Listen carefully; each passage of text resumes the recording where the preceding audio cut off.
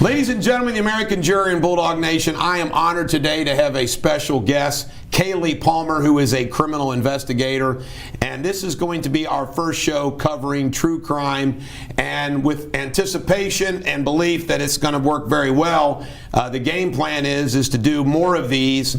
And Kaylee is one of these many Americans. Isn't this kind of something, Kaylee, that goes across the country, that more and more average Joe citizens like you are digging into these true crime stories? Absolutely, yeah. How did you get started? I mean, what made you want to get into it? I was a licensed private investigator, so it just kind of unfolded from there. I wanted to still use my research, my knowledge, everything that I had already learned, and still help people. So I started trying to help people on cases where they were missing loved ones. Other people kind of just they watch Dateline, they watch 2020, they get entranced by these cases. Like us. I'm not kidding you. I am too. On Friday night, laying in bed, we'll watch Dateline, and we already know what's going to happen, but we watch them anyway. We get drawn into it's hilarious. Dateline sucks you in. Even before all this corona and stuff, like people would ask, well, what are you doing? I got plans.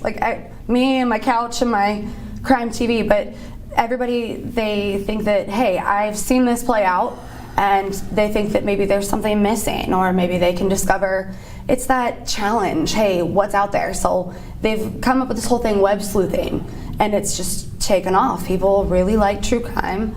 I think they like to understand the psychology of things, why did someone do this? Why would, have you heard of the Chris Watts case? The Colorado dad, seemingly perfect, right, kills his wife, his 2 kids, and his unborn child. Yeah, and people are like, wait, if you see him on, in any other situation, you think he's the perfect guy, the perfect husband, the perfect dad. And then, all of a sudden he meets this woman and cheats on his wife, and now his family's dead. Now he wants to get out of prison. Right. It's ridiculous. So now you do this from home.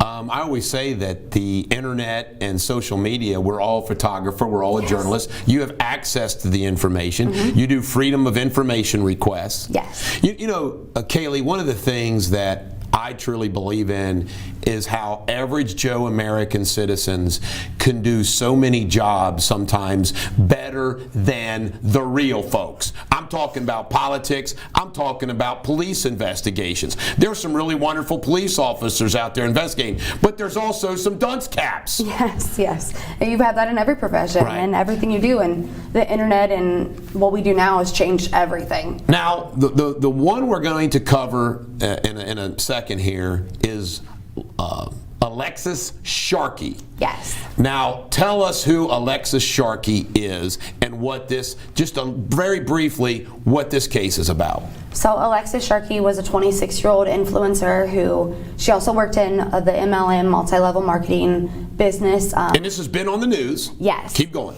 It started happening around Thanksgiving, so it's been a recent story. She went missing the day after Thanksgiving, and they actually ended up finding her deceased on the side of the road in Houston. Naked, yep, she was nude, and they found her the next day after she kind of went missing. So this happened on Saturday, that her body was found by a city worker. They found her, he got distressed, he called his supervisor like, hey, I think there was a mannequin on the side of the road, I need you to check this out. Ended up being Alexis Sharkey. She was found just a few miles away from her house, and they have, her family lives in Pennsylvania. She had just recently moved to Houston, Texas. She had been there for less than a year, and she had just recently gotten married as well. When they say social influencer, how many Instagram, how many followers did she have? Was she Kardashian-like, or was she small-time? She was more small-time. She was what they call like a micro-influencer, I think is what the term is. And at the time that she actually passed away, on Instagram itself, she had a little over 20,000 followers. Now she has over 60,000. Well, what I want to do is I want to start putting up on the screen some documents and photos that you provided us, and we're just going to keep talking about this case as we go through it. Is that okay with you? Yeah, absolutely. Can we put up the first? All right, this is Alexis Sharkey. Alexis Sharkey, my bad. Alexis Sharkey. What a beautiful young lady. Yeah, absolutely. I think that was How old was she? 26. 26. Yeah. Wow. And I think that picture was taken rather recently. I'm pretty sure it was when she was proposed to, and that is her fiance, or at the time. In the How old is he? 49. So we got a 26, 40. By the way, I'm just going to go ahead and say this at the outset before we go to the next picture. The husband did it. You know, what's the percentage of when the husband does it? About 85% of the time is when the significant other is responsible. All right, let's go through it. Next picture, please. It's just another picture of her. Yeah, just kind of looking down to earth. sultry. You know, by the way, I want to make a comment about this picture. This is hilarious. I saw a picture of Tommy, who's the Fox News, Tommy Lahren, okay? She put a picture up like this with a great Make America Great hat, and it got like 100,000 likes. I'm like, what? It's just a freaking picture.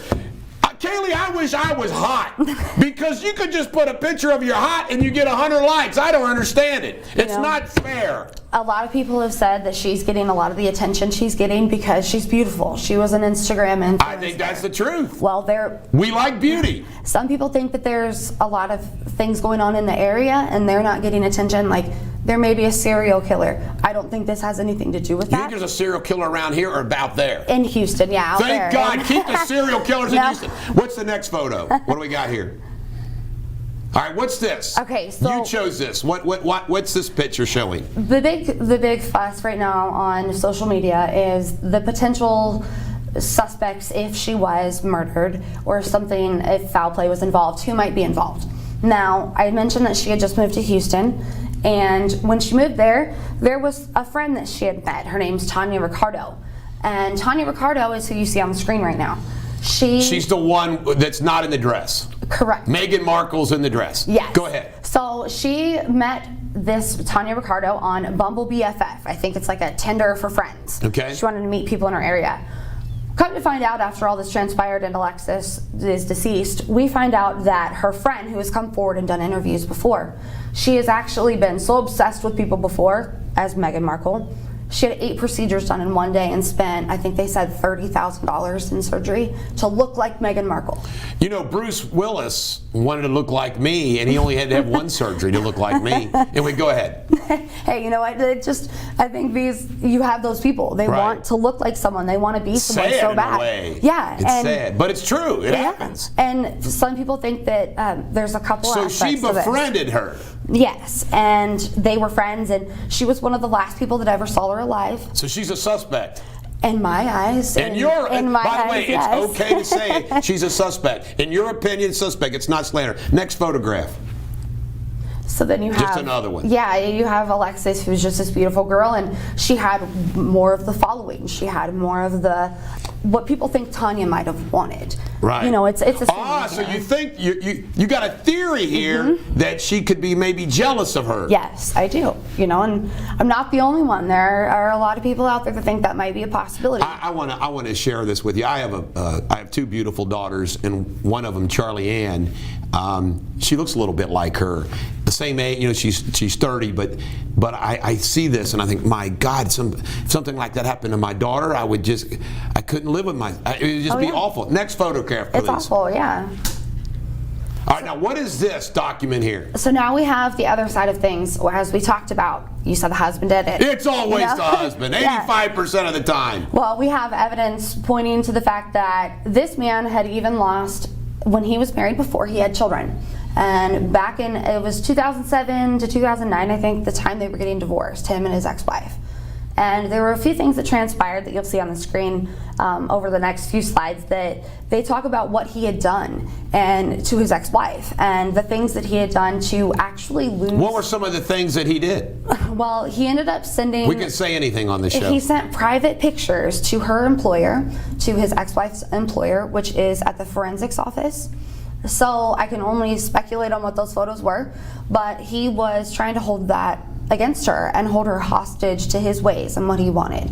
So he ends up trying to also get the kids on his side. So you think this was some of that revenge porn or like that type of thing? Yeah, and you know, a lot of people are like, well, why would this man... By the way, that is so messed up. It is, yeah. I mean, you know, when you think about spouses, boyfriend, girlfriend, dating, to violate that privacy is just despicable. Yeah, you trust them at the time you're with them.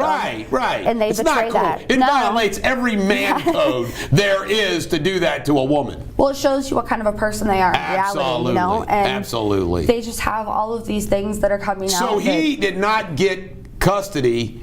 He has to have supervised? Wow. All the things that he did led up to him even having his sister and his mother having to supervise his visits with his children. And if I'm not mistaken, one of his daughters is about the same age as Alexis. Well, how old is he? 48? I already asked you this. He's 49. 49. She would be, I think she's around 25, 26. Yeah, that's why he'd have children. And this happened just a little over 10 years ago. So she was 16, maybe 15. And he had to have supervised visits. With a 16, that's weird. Yeah, you know, I mean. Next.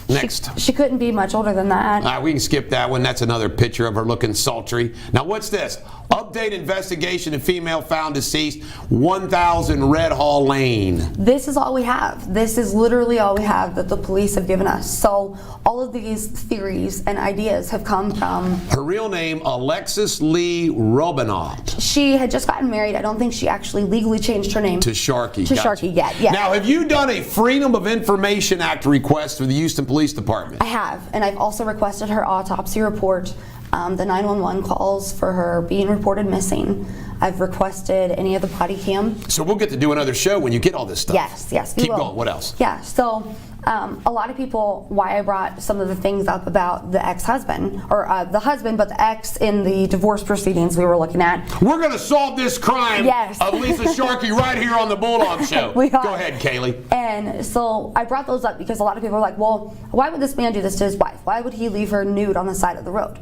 Well, if he's willing to provide... So humiliating. Yeah, and well, if he's willing to humiliate his ex-wife, the mother of his children, by sending pictures, private pictures to her employer, well, I mean, I see what you're saying. You would think, why would a man, if he murdered her, leave her naked? A lot of reasons. One, that he's a deviant anyway. Two, to throw off the path of him, maybe, you know, or to a final humiliation. Yeah, and there's a lot. Her poor parents. I know, yeah, and they're in Pennsylvania. They didn't even find out about this. So the last time anybody really talked to her was about 6 p.m. on Friday.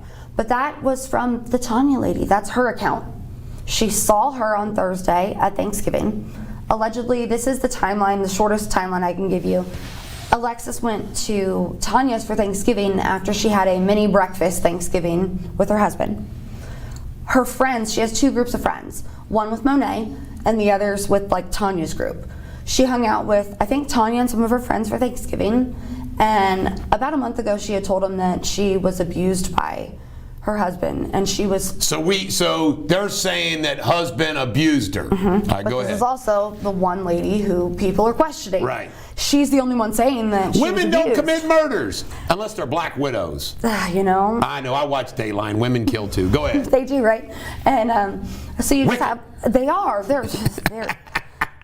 you gotta be careful. Anyway, I'm sorry about interrupting your timeline. No, that's okay. So she saw them one friends at Thanksgiving. Go on. She saw them on Thanksgiving, and then she allegedly went home. They were supposed to hang out on Saturday, and they talk all the time. Alexis has her phone on her hip all the time. She always responds right away. Well, she responded apparently at 6 p.m. on Friday to Tanya and that group of friends. They were just kind of confirming plans or whatever for Saturday. Saturday comes around, they didn't hear from her. So they kind of started to freak out because Tanya says if anything ever happened to her, that Alexis would be the first person she'd call. She'd pick up right away. Some people even think that maybe Tanya was bisexual and might have had an interest in Alexis. That happens, especially that generation. That generation, they might have been lovers too. There's another side to that. Maybe why she might be interested in harming her if she did. Right. So jealousy plays a part, men and women. Absolutely. So there could be the Instagram, the fame, I guess if you want to call it fame. I guess as of right now, though, we don't have any evidence of what the forensic evidence is, such as fingerprints, cell phone records, so forth and so on. No, I had heard, again, this is just hearing, the husband hasn't said a lot, but I had heard that maybe she had left her phone at home, and there had been rumors that she had been in an altercation with him before she left the home on Friday. The story is she left the home on Friday shortly after that 6 p.m. text to Tanya. So when was she last seen? we know that Tanya last saw her at Thanksgiving on Thursday, and her husband says... When was she reported missing? On Saturday morning. So we don't know where she was Friday? No, we know. What we are told is that she went home sometime on Thursday. Husband did it. The husband says she was under the influence of something and he didn't want her to leave on Friday in her car. He didn't want her to drive. So she left her phone, but I don't know if she left her phone or not. Husband did it. And he said, statistics prove that that's likely. I mean, that she came home from Thanksgiving and Friday missing. In fact, if you remember the Watts case, she's missing. I don't know where she is. And then he said, we're going to get a divorce. Well, he's denying any of that. But she told her friends a month ago. So she told her friends she was going to get divorced. He's denying there was going to be a divorce. And she said a month ago when they were having issues that she would wake up in the bathroom, I think naked, because he would strangle her and make her pass out, and she would wake up. Now, if she was strangled, the autopsy says, which is on one of these pictures, the autopsy says... Can we go to the next picture? They don't have... Father encourages children to be angry at the mother. This is the prior divorce. Yeah. To be disrespectful and to use forceful and vulgar language to force the mother to agree. Wow. Next one, please.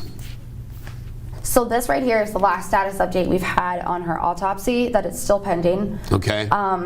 Toxicology, by the way, they rush them, but toxicology can take a month. Yeah, absolutely. I mean, sometimes it can take longer. They haven't said they're waiting on toxicology, but that's what we're left to assume. Manner of death pending. Yeah, they said that there were no visible signs on her that would cause her death. Now, she could have been smothered, and you might not physically Correct. see. You have to read between the lines. They didn't say... We know she wasn't harmed, but they said they're not ruling anything out, and there were no physical wounds on her that would prove that. She could be smothered, and you don't see. Right, you don't only see that in the inside with the lungs. Yeah, and she could have been, even if she was drugged, or people are assuming maybe she overdosed. Maybe she, was partying, and maybe that happened, and someone got scared, and they dumped her body. Well, she could have overdosed willingly or unwillingly. She could have been poisoned. You're right. There's so many things, This is all we're left with. Next, is there another one we got? Just more of his outrageously claims. Involved, act against the mother, threat. Next one. He has gone to the extreme to torment the ladies in his life. And per the divorce documents, I had only known of 2 marriages, the one to Alexis and the one prior with his children. Well, in the divorce documents, it says that he had a current wife at that time. That was in 2009 or so. Well, it wasn't Alexis. They didn't know each other. So he might have been married more. Yeah, I don't know how many times he's been married, but... Do we have a picture? What's next picture? I think we got some There he is. There's the man of the hour. There's the man. He looks like a killer to me. Everyone is definitely speculating. Well, that's a picture of better times, I guess. Yeah. Do we have any more pictures? Oh, is that him at the wedding?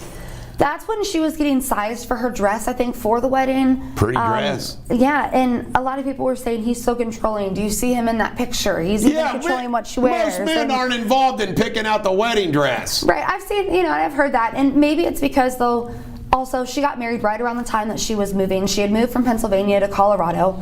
Her family lived in Colorado. This all happened in Colorado. This happened in Texas. Texas, my bad, yes, no, Texas. She moved around a lot because her job allowed her to, and she loved to travel. Where did she work? She worked for Monet, the hair thinning products or whatever. You see them on TV. Okay. They've been in the news lately. Now they're trying to turn it that maybe she worked for a by the way, I'm glad you brought that up. Is Monet your typical pyramid scheme? That's what they're saying. Like Amway and these other products, that maybe she got sideways with them. But they make it sound like pyramid scheme being evil. We all know that the Amway is a legal pyramid scheme. Right. Yeah, people are thinking that, and they have a way My daughter sold hair products or skincare products for some company, I forgot, and it was that pyramid thing. Yeah, and some of them, I know people who are very successful. Right. But I think they're the 1%. Right. And a lot of those the people, 1% are successful. Though a lot of people, they put all of their money, all of their savings, a lot of these companies, they think it's a good idea for you to put your product on credit cards. Well, then you don't have the ability to pay off your credit cards. Right. It stresses you out. We go back to the Shanann Watts thing. A lot of people are comparing the two, saying there's been a lot of murders lately that have involved people with MLMs. And now New York Post is saying, okay, was this whole Monet thing a pyramid scam? And they're running with it. But how would that relate to her murder? I don't see the connection there. I think a lot of people are thinking that maybe it transformed who she was as a person. Maybe she wanted the ability to be out there more, and maybe Tom didn't like that. And what we were talking before, she's beautiful. Right. People are going to hit on her everywhere she goes. Right. Maybe he was just over it. Do we have any more photos? That is the Houston last Police one we Department have. detectives are the scene of a woman found deceased. That's just the report from the Houston Police Department. And that was at 10:35 on the 28th, which was Saturday. We know that she was. Oh, I see. That's a good thing. 10:35. Yeah, that's good. She was at her friend's house. We know for Thanksgiving on Thursday, or at least that's what it said. We know that there was a body found on Saturday morning. And another thing I think that's kind of freaking people out is we heard that Tom even said himself allegedly that Tom Sharkey, the husband. That he identified his wife at the morgue on Sunday, I think it was, the day after her body was found. And he didn't really go anywhere to help find her or do anything. It was kind of the mom, the friends, all of that. They were the ones that went to the police. Husband did it.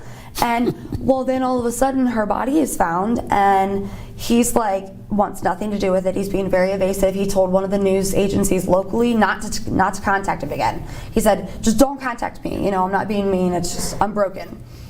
Okay. Yeah, I know he's tweeting. Do we got any more pictures? More allegations of anything else? Got another one? We've already seen enough of that. Just I'll keep that one up there just for a second. You know, one of the things that's the last picture we have. You know, one of the things you can take it down. One of the things. Thank you. One of the things that I think is funny how he's posting things. I don't know if it's been Twitter or Facebook, how much he loved her and she was going to outlive him because he was competitive and blah, blah, blah. And I'm thinking this is all a bunch of malarkey. It was on Facebook, and then he made his profile private after that and said he was receiving death threats. What does he do for a living? You know, I have heard a few different things. I've heard that he's in the oil industry. That's big in Texas. I've also heard, for the first time I heard yesterday, he was a garbage man. I hadn't seen any of that yet. Nothing wrong with a garbage man. Not at all, no. But that gives you a lot of opportunities to dispose of evidence. That's a good point. So it's never thought about that. Yeah, it gives you, I mean, you're at a lot of different stops. I've watched enough of these shows, and if I ever go into killing business, what I'm going to do is I'm going to be like Ozarks. I'm going to buy a funeral home with an incinerator. Just get rid You of like it all. Ozarks? Yeah. You know, I've been told to watch it a bunch of times. You've not watched Ozarks? Oh, no, my. I know. You watch I know. Ozarks, you learn how to run a criminal enterprise. There you go. There's a lot of those now. You got to be Marty. They're giving you ideas. They're putting ideas in So our head. what is the very as we wrap up here, what's the very latest being reported by the public news agencies? Nothing. No. Okay. There's literally nothing. But you're going to stay on top of this as an amateur or professional criminal investigator sleuth. Absolutely. Now, you're married, got kids. One child. One child, okay. So you do this on the side. Yes. Well, that's fun. Yeah. I hope we solve this on the Bulldog show, Let's Kaylee. do it. Let's do it. I mean, so you just keep the way have you come back, but I find this intriguing. And you know what? I know this is sweeping across the country. Everybody loves these stories. It's why the news covers from gavel to gavel people like the murder trials. And when they come, you know, the Dooley case. Yes. The bathroom drowning case, which, by the way, he did it. You know what? Ryan Widmer. You know, I was 100%. He didn't do it. I know someone who knows him. Yeah, I know that. I know someone who knows him. But I was dead set on he didn't do it. I watched a show a year or so ago, and it was two, I think they were former criminal defense attorneys who were trying to help the man. They were like, look, give us 5 pieces of evidence that we can help you. We can get you out of here if we can prove this. None of them panned out. Not a single one. Well, here's why, Ryan Widmer, he never testified. He had 3 chances to take the stand. Not 1, not 2, 3 chances. He's still trying. And he didn't take the stand. I mean, if you're innocent, you need to testify. And I can understand the first or second. And I can tell you right now, David Dooley, the lawyers. I can tell you right now, lawyers are stupid. I can't tell you how many times lawyers will tell, oh, you can't testify, because maybe something doesn't all add up. People don't expect everything to add up perfectly. Right. They want to hear from the person. And even though you're innocent until proven guilty, Kaylee, People assume that if you're not testifying, they're like, because if you're innocent of a crime, aren't you shouting from the mountaintops? Yeah, and You're shouting from the mountaintops. Absolutely. I didn't do this. Yeah, no, I agree, and that's what people are saying about this. Tom Sharkey, he's damned if he do, he's damned if he doesn't, because he had the lawyers up, and then people are like, oh, why did he get a lawyer? Why is he? And then, or he talks to the cops. He's like, well, why is he being so helpful? Well, it doesn't mean that guilty people try to act innocent, but Absolutely. I'm just saying, if you are innocent, you do anything and everything. And it's also the weird reaction, the Dateline reaction, like the Watts case. How he acted was pretty weird. How do you act?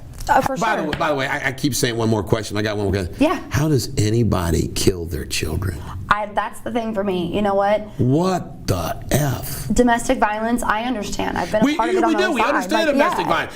Spouses get pissed off at each other. Yeah, but your own children? Mm-hmm, That's messed up. Mm-hmm. All right. Thank you, Kaylee Palmer, Thanks for so coming much. in. We got to do this again. Ladies and gentlemen, the American Jury and Bulldog Nation, we will stay on the Lisa Sharkey story because everybody else is. And Alexis. I keep calling her Lisa. I'm going to wear green every time I come Alexis anyway. Sharkey. Can't take us anywhere. You don't wear green. This is the Bulldog.